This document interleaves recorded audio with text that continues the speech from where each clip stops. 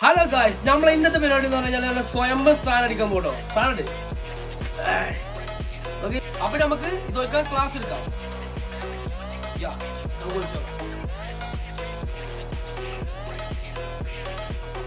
അപ്പൊ നമുക്ക് സാധനം അടിച്ചു നോക്കാം.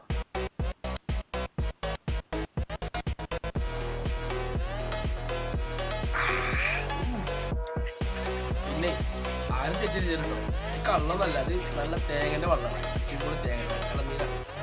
Okay, by.